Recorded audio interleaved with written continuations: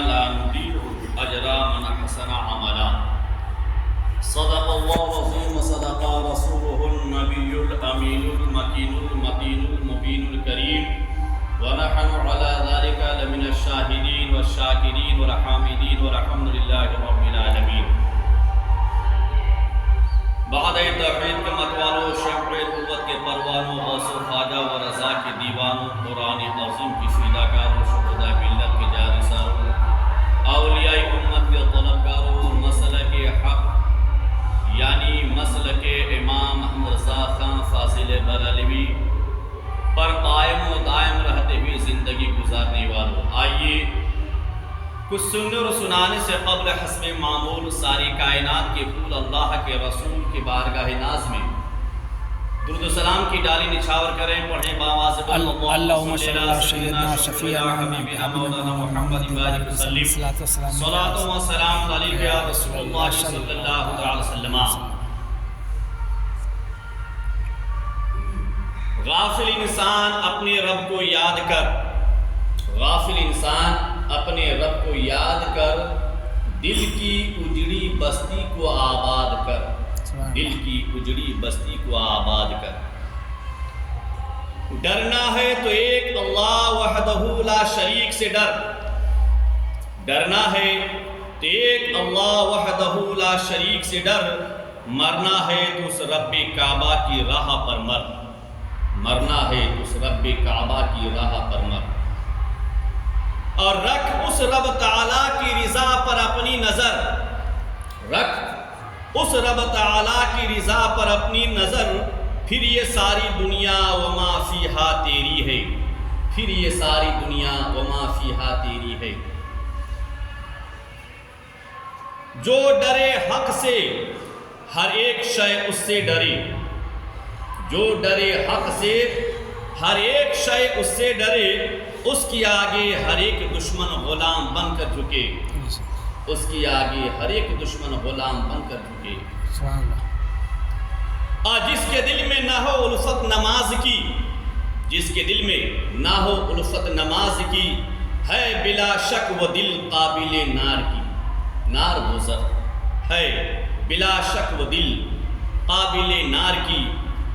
اور ایک روز اے مومنو تمہیں مرنا ضرور ہے، ایک روز اے مومنو تمہیں مرنا ضرور ہے، پڑھتے رہو نماز کی یہ قول حضور ہے، پڑھتے رہو نماز کی یہ قول حضور ہے.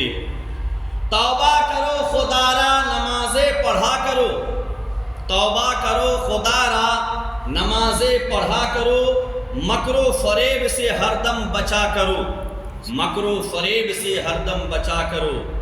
اب پڑھتے رہو نماز تو چہرے پر نور ہے، پڑھتے رہو نماز تو چہرے پر نور ہے، پڑھتے نہیں نماز تو اپنا قصور ہے، پڑھتے نہیں نماز تو اپنا قصور ہے. اب پڑھتے ہیں نماز جو جماعت سے سر بسر، پڑھتے ہیں نماز جو جماعت سے سر بسر، تیار کر رہے ہیں وہ جنت میں اپنا گھر، تیار کر رہے ہیں وہ جنت میں اپنا گھر. اور جو ترک کی نماز وہ ناس ہو گیا، ترک کرنا چھوڑنا ناس برباد. جو ترک کی نماز وہ ناس ہو گیا، اور جس نے پڑھی نماز وہ پاک ہو گیا، جس نے پڑھی نماز وہ پاک ہو گیا.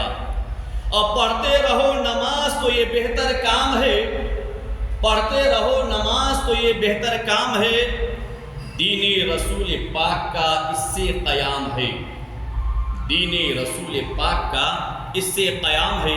میرے آقا نے ارشاد فرمایا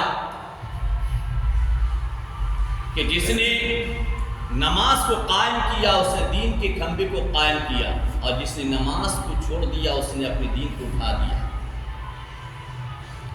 تو پڑھتے رہو نماز تو یہ بہتر کام ہے، دین رسول پاک کا اس سے قیام ہے. اور مت چھوڑ نماز کہ نماز چھوڑنا حرام ہے، مت چھوڑ نماز کہ نماز چھوڑنا حرام ہے. بس یہ دعا میری خدا صبح و شام ہے، بس یہ دعا میری خدا صبح و شام ہے. عزیزان ملت اسلامیہ، قرآن مقدس کے جس آیت مقدسہ کو تلاوت کا شرف حاصل کیا ہے، اللہ ارشاد فرماتا ان الذین آمنوا وعملوا الصالحات، بے شک وہ لوگ جس نے ایمان لایا، وعملوا الصالحات اور نیک عمل کیا، نیک کام کیا، اللہ فرماتا انا لا نضیع اجر من احسن عملا، تو بے شک میں ان کی نیک اعمال کے اجر کو ضائع نہیں کرتا، اس کے نیک اعمال کا اجر میں اس کو دیتا۔ اللہ ایسا دیتا ہے، نیک اعمال کا اجر اللہ ایسا دیتا ہے۔ قرآن مقدس میں اللہ فرماتا کہ اولئک لہم جنات عدن تجری من تحتہم الانہار، کہ نیک عمل کرنے والے قیامت کے میدان میں جنتی باغوں میں بسیں گے، جنتی باغوں میں بسیں گے۔ اور کیسا باغ؟ اللہ فرماتا جنت عدن ہے، جنت عدن کے باغوں میں وہ بسیں گے جس کے نیچے پاک صاف پانی کا نہر جاری ہے، سبحان اللہ، پاک صاف پانی کا نہر جاری ہے۔ عزیزان ملت اسلامیہ، نماز تمام اعمال پر افضل ترین عمل ہے، بہتر عمل ہے، لیکن آج اسی نماز سے ہم غفلت برتتے ہیں، اسی نماز سے پیچھے رہتے ہیں۔ اللہ تبارک تعالیٰ نے وعدہ کیا ہے تم نیک عمل کرو، میں تم کو ہر میدان پر سفلتا دوں گا، سفلتا دوں گا۔ جب نماز انسان چھوڑ دیتا ہے، کس قدر حرام کام کرتا ہے، جس اللہ والوں کی پیروی ہم کرتے ہیں، اللہ تبارک تعالیٰ کے وہ نیک بندے اپنے قول میں فرماتے ہیں کہ بے نمازی شرابی سے بدتر ہے۔ بے نمازی انسان، ایک شراب نوشی کرنے والا سب میں برا ہوتا ہے شریعت کے نزدیک، شراب نوشی کرنے والا سب میں برا ہوتا ہے اسلام کے نظر میں، لیکن اللہ کے ولی ارشاد فرماتے ہیں کہ بے نمازی سے برا کوئی شخص دیکھنا ہے، بے نمازی سے بدتر اگر زمین پر کوئی شخص دیکھنا ہے تو دیکھ لینا وہ بے نمازی ہوگا، وہ بے نمازی ہے۔ جو شرابی سے زیادہ برا ہے وہ بے نمازی ہے، جو شرابی سے زیادہ خطرناک اللہ کا مجرم بندہ ہوتا ہے، اللہ کا مجرم بندہ ہوتا ہے۔ سرکار غوث پاک کا قول ہے کہ بے نمازی اگر مر جاوے اس کی نماز جنازہ نہ پڑھو، جبکہ ہم غوث پاک کے 11ویں کرتے ہیں، سرکار غوث اعظم سے محبت کرتے ہیں، سرکار غوث اعظم سے عقیدت رکھتے ہیں، سرکار غوث اعظم کے قدموں کو ہم اپنے سر اپنے آنکھوں میں رکھتے ہیں، سرکار غوث اعظم رضی اللہ تعالیٰ عنہ کی عظمت کے قربان ہوتے ہیں، سرکار غوث اعظم رضی اللہ تعالیٰ عنہ ہمارے قلب و جگر کی آنکھوں کے تارا ہے، لیکن وہی غوث اعظم کا قول ہے کہ بے نمازی اگر مر جاوے اس کی نماز جنازہ نہ پڑھو، بلکہ اس کی لاش کو کسی جنگل میں پھینک دو تاکہ جنگل کے درندے چیر پھاڑ کھا ڈالیں۔ تو شریعت کے نزدیک کتنا بڑا مجرم ہوگا، کتنا بڑا مجرم ہوگا۔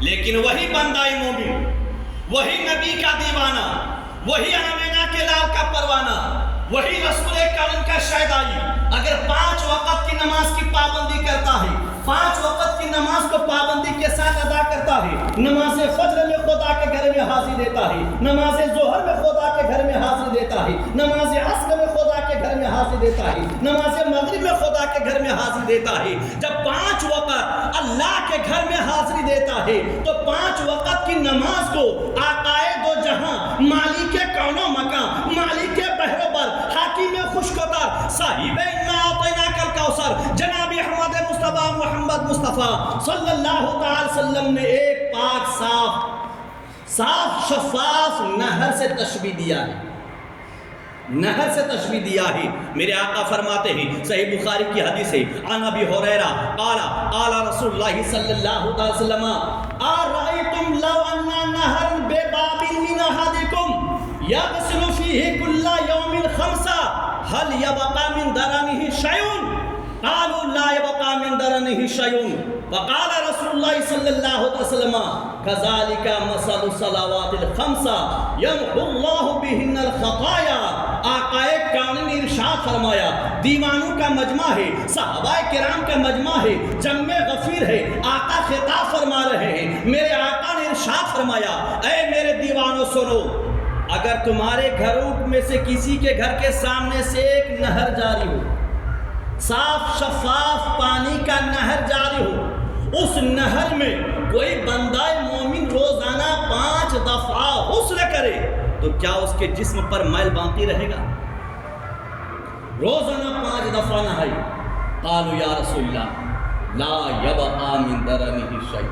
نہیں، جو شخص 5 دفعہ روزانہ غسل کرے گا کسی نہر میں اس کے جسم پر میل باقی نہیں رہے گا. اے میرے آقا کے پروانوں سنو، رسول کریم نے کیسی تشبیہ دیا ہے نماز کو کہ نہر سے. میرے آقا فرماتے ہیں سنو غور سے سنو، جس طرح 5 دفعہ غسل کرنے والا کسی نہر میں انسان کے جسم پر میل باقی نہیں رہے گا، اسی طرح 5 وقت کی نماز کی مثال ہے. 5 وقت کی نماز ایک نہر کے مانند ہے. اگر کوئی گنہگار ہو، لاکھ خطا کار ہو، لاکھ بدکار ہو، لاکھ سیاہ کار ہو اور اس کے گناہیں کثیر کثرت سے سرزد ہوتے ہوں، لیکن اگر وہ نمازوں کی پابندی کرتا ہے، نماز فجر کو ادا کرتا ہے، نماز ظہر کو ادا کرتا ہے، نماز عصر کو ادا کرتا ہے، نماز مغرب میں حاضر آتا ہے، نماز عشاء کو ادا کرتا ہے، یہ 5 وقت کی نماز ایک نہر کے مانند ہے. جس طرح اللہ رب تبارک تعالیٰ 5 دفعہ غسل کرنے والے کے جسم سے میل کو دور کر دیتا ہے پانی، اسی طرح 5 وقت کی نماز ادا کرنے سے گنہگار انسان اپنے گناہوں سے پاک و صاف ہو جاتا ہے. لیکن کبھی ہم نے غور کیا؟ نہیں، ہمارے پاس سمے رہتا ہے لیکن سمے رہتے ہوئے ہم خدا کے گھر میں حاضر نہیں آتے ہیں. یاد کرو فلسطین کو، فلسطین میں ظالموں نے بمباری سے مساجد کو شہید کر دیا، 20 لاکھ سے زیادہ جانیں شہید ہو چکی، لیکن اس کے باوجود آن فان میں وہاں کے مسلمانوں نے مسجد تعمیر کیا اور مسجد تعمیر کر کے 5 وقت خدا کے گھر میں اب بھی حاضری دیتے ہیں اور اللہ کو سجدہ کر کے ظالموں کے ظلم و ستم سے نجات کی دعا کرتے ہیں. کھانے کا اناج نہیں ہے، پینے کے لیے پانی نہیں ہے، لائٹ کا انتظام نہیں ہے.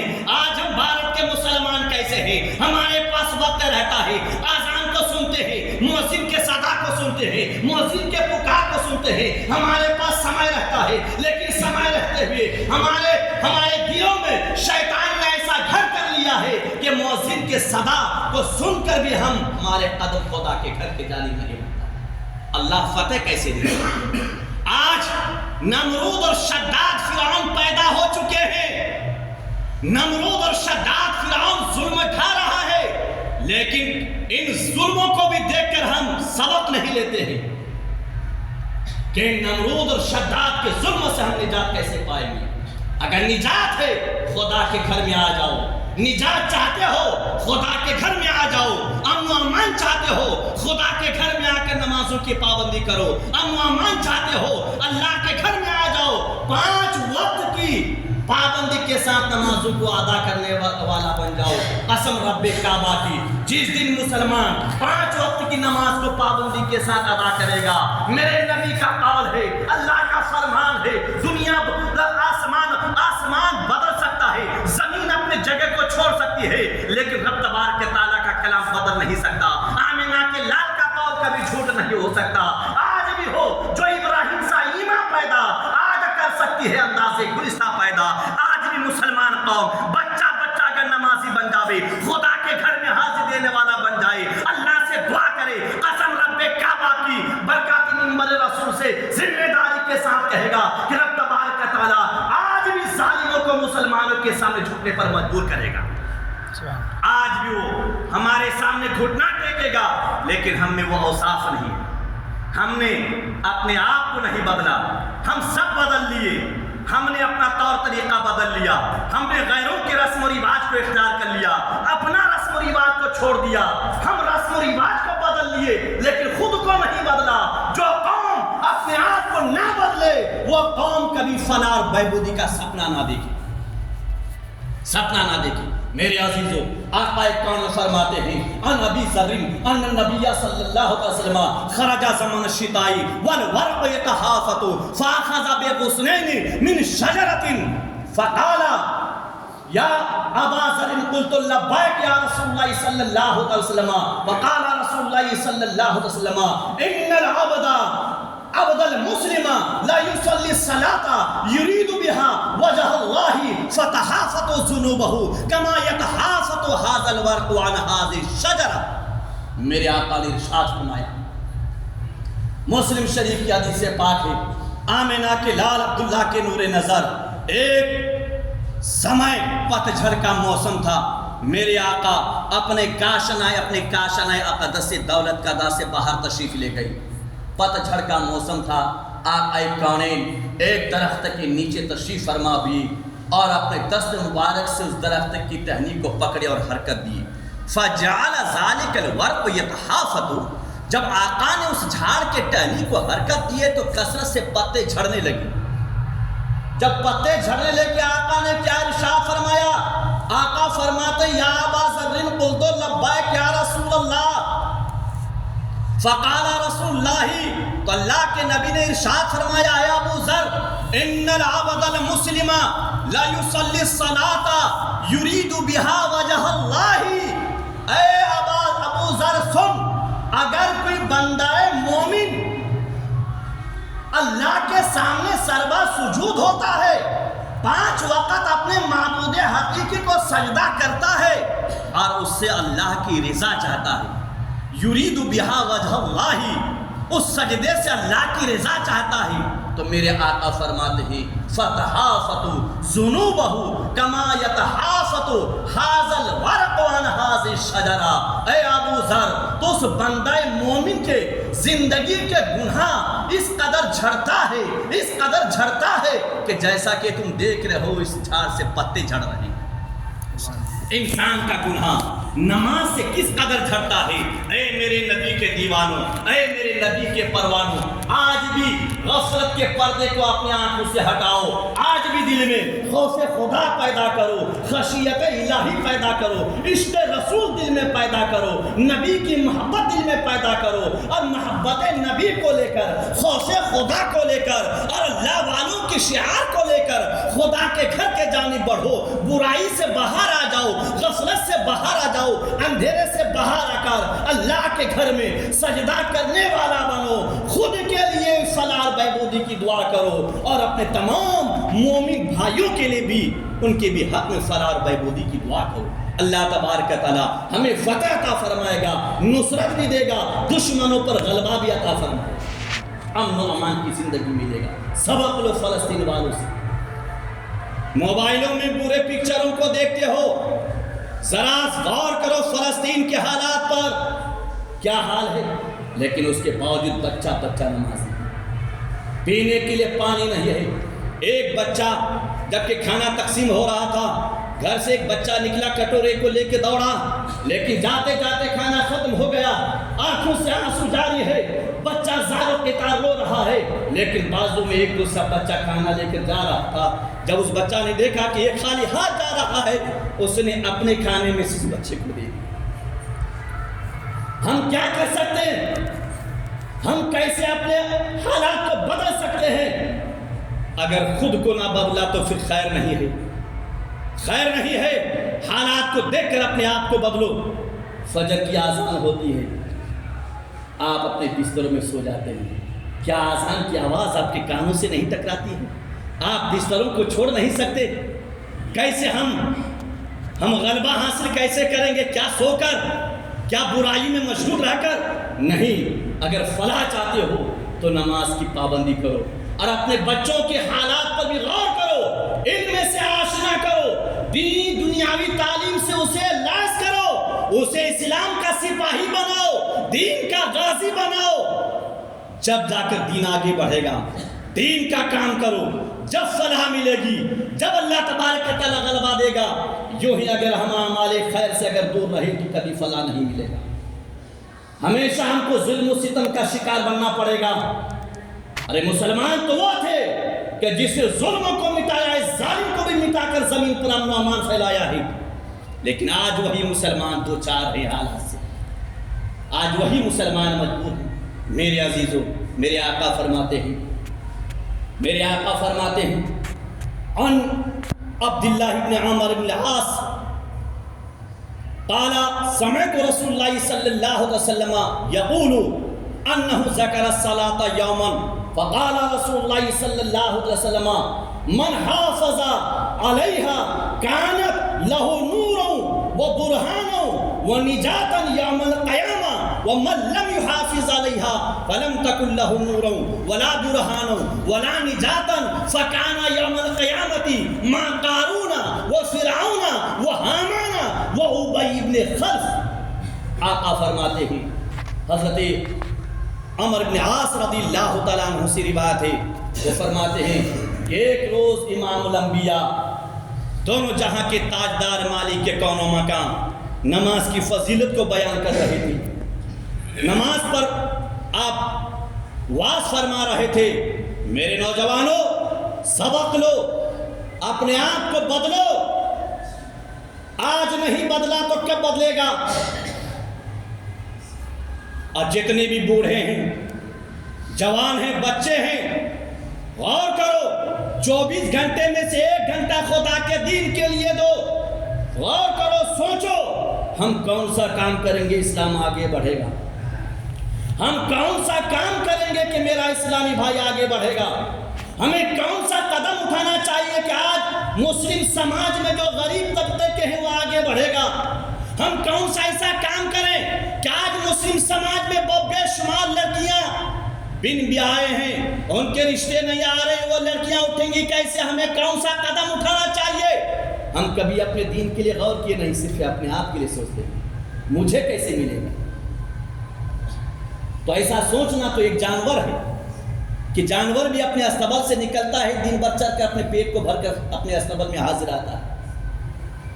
زندگی وہ اچھی نہیں جو خود کے لیے سوچے، زندگی وہ ہے جو دوسرے کے لیے سوچے، زندگی وہ بہتر ہے کہ دوسرے کے کام ہو، خود کا کام تو خود ہر ایک انسان کرتا ہے، خود کے لیے کامیابی کے لیے ہر ایک سوچتا ہے، ذرا دوسرے غریب طبقہ کے لیے سوچ کے دیکھو کہ یہ مسلم بھائی بیمار ہے، یہ اچھا کیسے ہوگا، یہ مجبور ہے، اس کی مجبوری کیسے دور ہوگی، یہ بیمار ہے، یہ اچھا کیسے ہوگا۔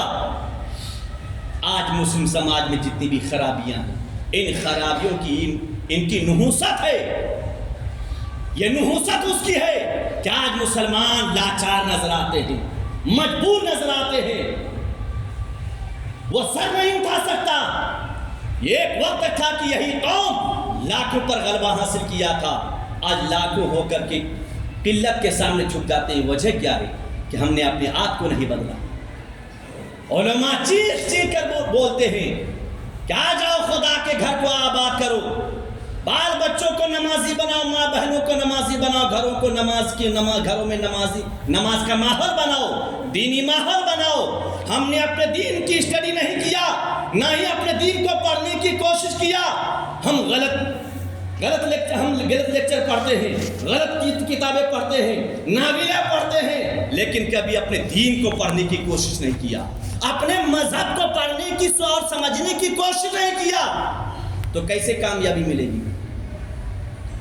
بدلے گا کیسے؟ بدلاؤ کیسے آئے گا؟